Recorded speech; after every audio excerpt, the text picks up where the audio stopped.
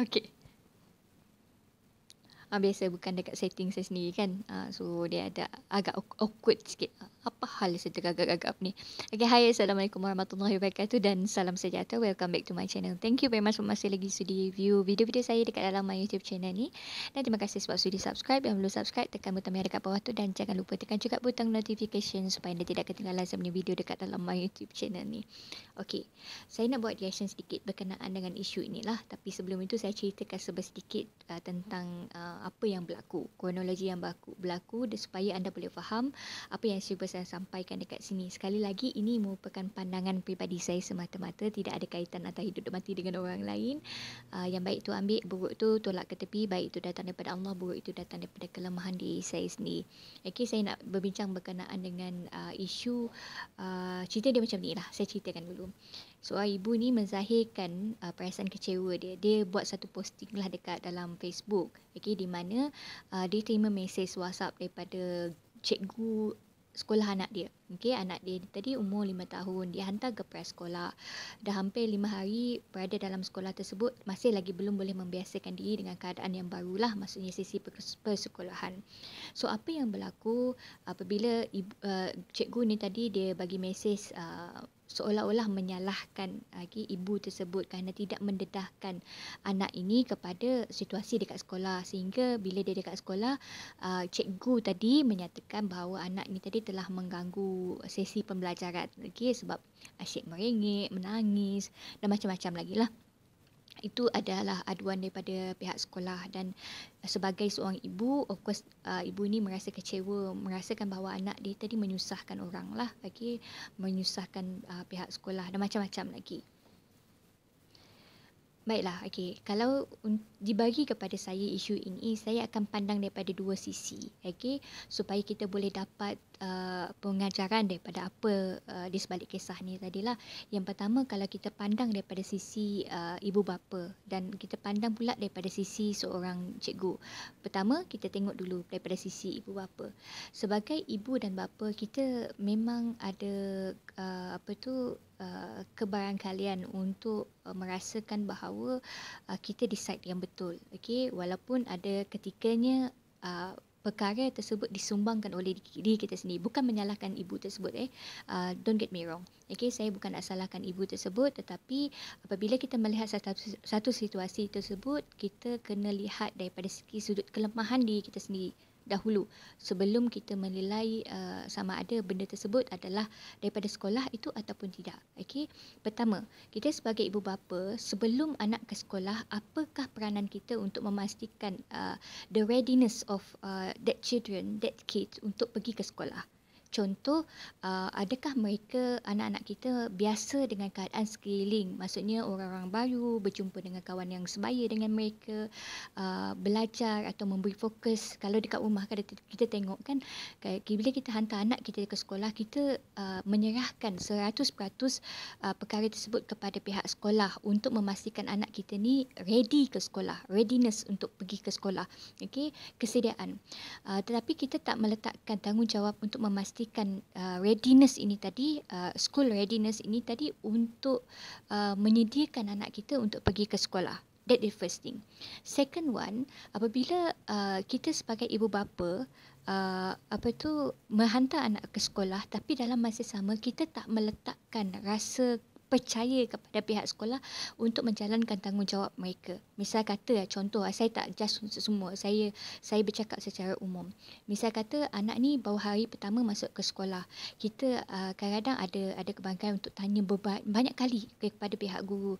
Lagi-lagi kalau anak ni mungkin anak yang baru pertama kali dihantar ke sekolah, masuk anak sulung, misalnya kata baru hantar ke sekolah, kita akan tanya every time, ataupun hantar pergi pengasuh pun sama juga, ataupun hantar pergi taska pun sama juga. Kita akan mudah untuk call orang tu ataupun call pengasuh, call cikgu, bila kita meletakkan rasa tidak percaya kepada guru, dan satu lagi adalah kepada anak-anak, kita akan ada satu anak-anak sendiri akan merasakan bahawa bagaimana saya nak percaya kepada cikgu sedangkan ibu dan bapa saya sendiri tak percaya kepada pihak-pihak yang menjaga Zaid ni.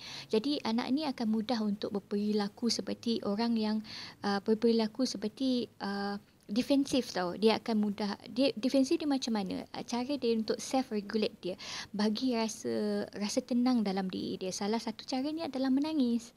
Salah satu cara adalah merengek. Okey, ini adalah tanda-tanda kepada separation anxiety. Maksudnya anak-anak ni rasa susah untuk pisah daripada ibu bapa. Mereka rasa macam anak-anak ni merasa bahawa dia tak selamat bila berada dekat sekolah. Itu benda yang kedua yang saya nak komen. Benda yang ketiga, kita juga tak boleh nak salahkan ibu bapa lah dalam hal yang sedemikian. Ada juga dia kalangan kanak-kanak yang merasa terlalu akrab dengan ibu bapa. Okay, mereka merasakan mereka susah nak berpisah daripada ibu bapa. Merujuk balik kepada yang saya sebut untuk yang pertama tadi adalah separation anxiety. Kegusaran apabila berpisah daripada ibu bapa. Tempat yang selamat untuk mereka, berpindah ke tempat yang baru dan menyesuaikan diri, okay, dengan keadaan yang baru. So anak ini tadi back to the yang first tadi adalah school readiness.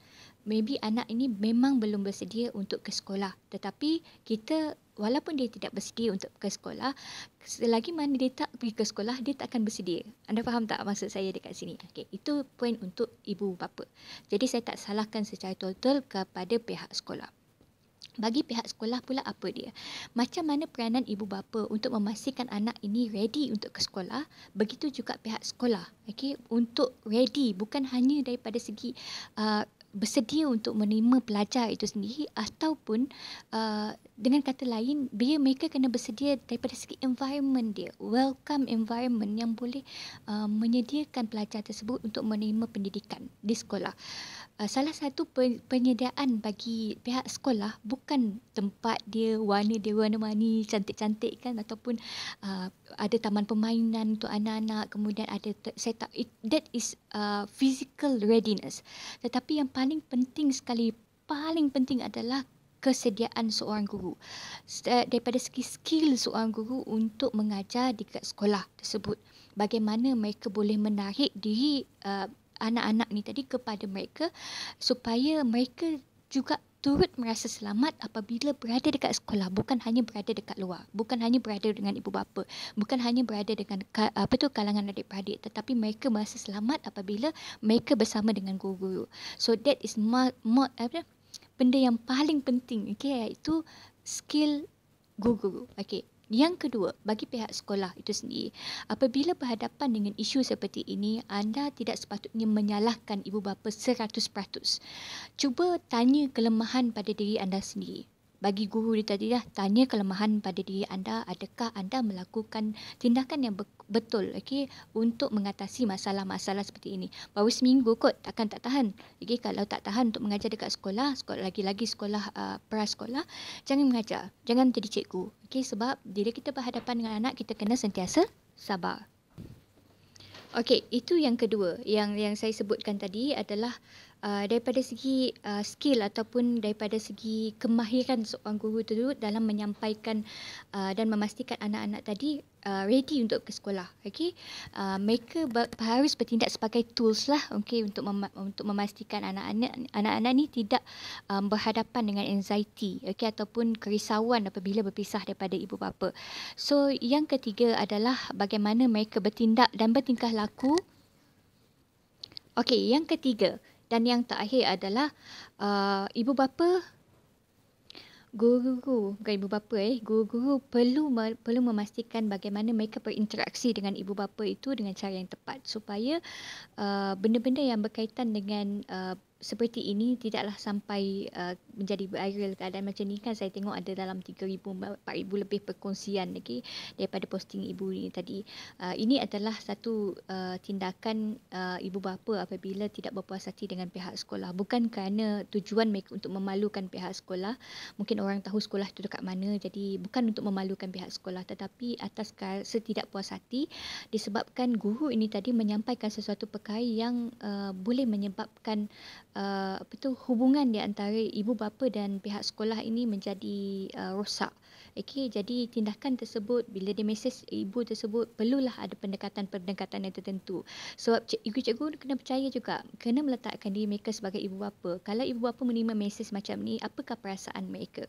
Okey, kalau dicakapkan dengan cara yang lebih lebih molek, lebih manis, lebih tersusun, lebih berkias, jangan terlalu direct to the point. Okey, anda sebenarnya boleh menjaga hubungan tersebut dan dalam masa yang sama dalam masa yang sama boleh menjaga bisnes juga. Kalau anda adalah pusat pendidikan uh, awal kanak-kanak swasta lah, okey, tapi dalam masa zaman juga pusat pendidikan awal kanak-kanak kerajaan juga perlu dilihat sebagai perkara yang mempunyai kualiti lah, okey. Supposed to be servis kepada customer itu adalah benda yang paling utama. Okey, walaupun anda kerajaan sekalipun ataupun swasta sekalipun, tetap perlu dijaga kualiti tersebut. Saya harap anda boleh dapat manfaat daripada video kali ini. I think that's all from me. Thank you very much for watching and have a good day guys. Assalamualaikum warahmatullahi wabarakatuh dan salam sejahtera.